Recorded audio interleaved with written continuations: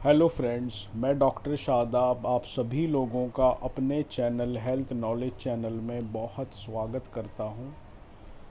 आज की वीडियो में हम बात करेंगे फ्रैक्चर के बाद अगर बॉडी के किसी पार्ट में सूजन है, स्वेलिंग है और दुखन है या जो जॉइंट प्रॉपर से मूवमेंट नहीं हो पा रहा है, तो आज हम उसका ही मैं आपको इलाज बताऊंगा कैसे घर पर रह करके आप इसका इलाज कर सकते हैं। तो सबसे पहले मैं अपने सभी जो नए आने वाले हमारे व्यूअर हैं, हमारे दोस्त हैं और जो पहली बार हमारे चैनल पर वीडियो पर आए हैं, मैं उन सभी से रिक्वेस्ट करूंगा कि हमारे चैनल को सब्सक्राइब करें, हेल्थ नॉलेज चैनल को, ताकि आपको सही सटीक और इन्फॉर्मेटिव वीडियो की जानकारी दी जा सके। क्योंकि जानकारी के अभाव से ही बहुत सारी प्रॉब्लम क्रिएट होती हैं और जब व्यक्ति को चोट लग जाती है तो वो बहुत तनाव, स्ट्रेस का शिकार हो जाता है। उसको ये लगता है कि उसको प्रॉपर गाइडेंस नहीं मिल पा रही है। तो आज हम इसी के बारे में बात करेंगे, कैसे आप उस सूजन से छुटकारा पा सकते हैं। अक्सर देखा जाता है कि जब चोट लग जाती है, फ्रैक्चर हो जाता है, तो अ, हड्डी टूटने के बाद में, प्लास्टर कट जाने के बाद में, या अगर कोई नेल या रॉड डली है तो उस चोट तो ठीक हो जाती है, लेकिन कुछ वक्त के लिए, महीनों के लिए या कुछ हफ्तों के लिए जो स्वेलिंग है घुटने पर, टखने पर, एंकल में, नी में या जॉइंट के पास, काफ़ी लोगों को स्वेलिंग रहती है। तो आज हम इसके बारे में ही बात करेंगे। तो स्वेलिंग का आना, सूजन का आना, ये बहुत कॉमन है और इससे इससे कोई नुकसान नहीं है, लेकिन ये सूजन की वजह से दुखन हो सकती है। और जो लोग ज़्यादा उन लिम्स का, उन अपने जो आज़ा हैं, जो आपके हाथ पैर हैं जहाँ पे चोट लगी है, अगर आप उनको ज़्यादा यूज़ करेंगे तो फिर सूजन बढ़ जाती है। जैसे अगर किसी के टांग में फ्रैक्चर हुआ है या हेयर लाइन फ्रैक्चर है या और किसी तरह का फ्रैक्चर के बाद ठीक हो गया है, तो अगर वो व्यक्ति ज़्यादा चलेगा, वॉक करेगा, तो ये पॉसिबिलिटी है कि उसको स्वेलिंग आ जाएगी। और कुछ वक्त जब वो आराम करेगा, रेस्ट करेगा, तो वो जो स्वेलिंग है वो चली जाएगी।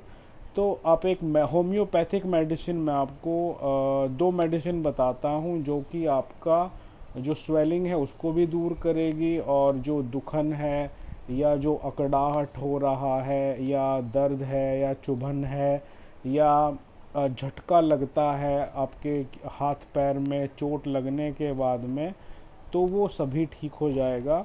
पहली मेडिसिन है आर्निका, आर्निका मोंटाना। इसको 30 पावर में डाइल्यूशन लें, 30 पावर में।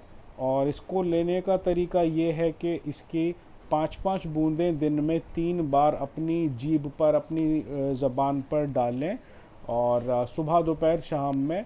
और अगर आप कोई दवाई खा रहे हैं तो अंतर रखें दोनों दवाइयों में कम से कम आधे घंटे का। सुबह को खाली पेट फ्रेश होकर के 5 बूंदें सुबह में अपनी ज़बान पर डालें, और 5 बूंद दोपहर को खाना खाने के 1 घंटे बाद। आधा घंटा पहले कुछ ना खाया हो और आधा घंटा बाद कुछ ना खाया हो। और उसके अलावा शाम में या रात को खाना खाने के 1 घंटा बाद आप ये मेडिसिन ले सकते हैं। दूसरी जो मेडिसिन है उसका नाम है ब्रायोनिया एल्बा। ये भी आपको 30 पावर में ही लेनी है, और इसको भी ऐसे ही 5-5 बूंदें दिन में 3 बार अपनी आप टंग पर डालिए, और इसको कम से कम 3 हफ्ता लीजिए दोनों मेडिसिन को, और 3 हफ्ते बाद में आप देखेंगे आपको कम से कम 60-70% आपको आराम मिल जाएगा। और अगर आपको कोई और प्रॉब्लम है, कोई और परेशानी है, तो आप मुझसे ज़रूर कनेक्ट हो सकते हैं। मुझे कमेंट करें, टेक्स्ट करें, व्हाट्सएप भी कर सकते हैं।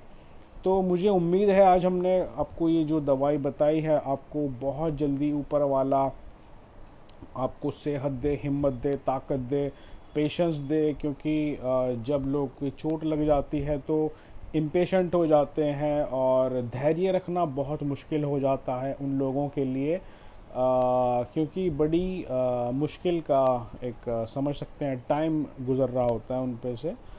तो चलिए अगली वीडियो में आपसे फिर मिलेंगे। और हमारी बहुत सारी वीडियोस अगर आप देखेंगे 3 प्लेलिस्ट हैं यहाँ पर, और उसमें एक प्लेलिस्ट है होम्योपैथिक वाली, एक है यूनानी और एक है आयुर्वेदिक। तो आप प्लेलिस्ट में जा कर के भी देख सकते हैं। अगर आप आयुर्वेद से इलाज चाहते हैं तो कुछ प्लेलिस्ट वहाँ भी, उसमें भी वीडियो हैं। अगर आप चाहते हैं कि यूनानी मेडिसिन ही इस्तेमाल की जाए तो उसमें प्लेलिस्ट में आप जा कर के वो भी देख सकते हैं।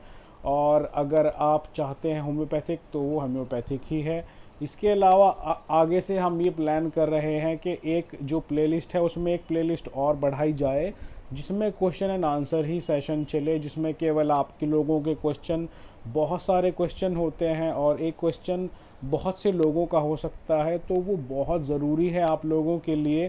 क्योंकि जब बहुत सारे लोग एक ही सवाल पूछेंगे तो फिर बार बार रिपीट हो जाएगा, तो उससे फ़ायदा ये रहेगा कि एग्जिस्टिंग सवाल उसमें आपको मिल जाएंगे। तो हम बहुत जल्दी इसी हफ्ते में या इसी महीने में हम प्लान करके एक प्लेलिस्ट और बढ़ाएंगे जिसमें हम आपके सवालों का जवाब दे सकें और आप उससे फ़ायदा उठा सकें। चलिए अपना और अपने सभी लोगों का ख्याल रखें और सोशल डिस्टेंसिंग का पालन करते रहें और अपने आप को बीमारियों से बचाए रखें। जितनी भी फ्लूइड हैं वो ज़्यादा लें, गर्मी चल रही है तो गर्मी में बिल्कुल सीधा सादा खाना खाएं, दलिया खाएं और सलाद खाएं, हरी सब्जियां फ़िलहाल जो चल रही हैं उनको खाएं, फलों का सेवन करें और जितने भी बने हुए खाने वगैरह, पिज़्ज़ा और जितना भी जंक फूड है उससे बहुत परहेज़ रखें। इन खानों का जो है अगर आप ये खाना खाएंगे तो बहुत जल्दी बीमार पड़ जाएंगे। वैसे ही बहुत सारी प्रॉब्लम्स चल रही हैं कोरोना की वजह से, बिल्कुल चारों तरफ हाहाकार मची हुई है, काम बिल्कुल बंद हैं सब लोगों के। तो ऐसी हालत में अपने आप को संयम बना कर के रखें, सुरक्षित रहिए, अपने घर पर रह कर के सोशल डिस्टेंसिंग का पालन करते हुए मेडिसिन लीजिए और बेफालतू घर से बाहर बिल्कुल ना फिरें, किसी काम से ही जा सकते हैं। जो जो सरकार ने गाइडलाइन आपको दी है आप उसका बिल्कुल पालन करें, तभी जा कर के हम इस जो प्रॉब्लम चल रही है इससे हम छुटकारा पा सकते हैं। और अगर आप चाहते हैं कि हम किसी तरह की वीडियो कोई टॉपिक आपके लिए ख़ास बनाएं तो ज़रूर आप हमें कमेंट में लिख कर के भेज सकते हैं। वैसे बहुत सारे वीडियोस के सजेशन आए हुए हैं, हम उनको लिखते रहते हैं और अभी आगे से हम ये कोशिश करेंगे कि जो आप जिस प्रॉब्लम के बारे में आप सबसे ज़्यादा सवाल पूछे जाते हैं हम उन बीमारियों का सल्यूशन आप लोगों के लिए लेकर आएँ। हम कोशिश ये करते हैं कि दवाई का कम से कम यूज़ हो। आपने देखा भी होगा मैं कम से कम दवाई बताता हूँ। अगर आप और लोगों की और डॉक्टर्स की वीडियो देखते हैं होम्योपैथिक तो वो बहुत सारी दवाइयाँ बताते हैं, आपने देखा भी होगा। मतलब कि एक बीमारी के लिए 10 दवाइयाँ बताई जाती हैं अपने लक्षण के आधार पर। वो ये बताते हैं कि अगर आपको ये लक्षण आ रहा है ये वाली दवाई लें, ये वाला लक्षण आ रहा है ये वाली दवाई लें। तो थोड़ा सा मैं इसमें कन्फ्यूज़न मुझे ये रहता है कि जब एक एक्सपर्ट को कन्फ्यूज़न हो सकता है दवाई लेने में, तो एक आम आदमी जो पेशेंट है जो पहले से ही परेशान है आप उसको और परेशान कर दें चुनाव के लिए, वो पढ़ता पढ़ता प्रॉब्लम में आ जाएगा कि मुझे कौन सा सिम्टम, एक सिम्टम मिल रहा है एक सिम्टम नहीं मिल रहा है, कौन सी दवाई लेनी चाहिए कौन सी छोड़नी चाहिए, कब लेनी चाहिए। बहुत सारे सवाल लोगों के मन में होते हैं।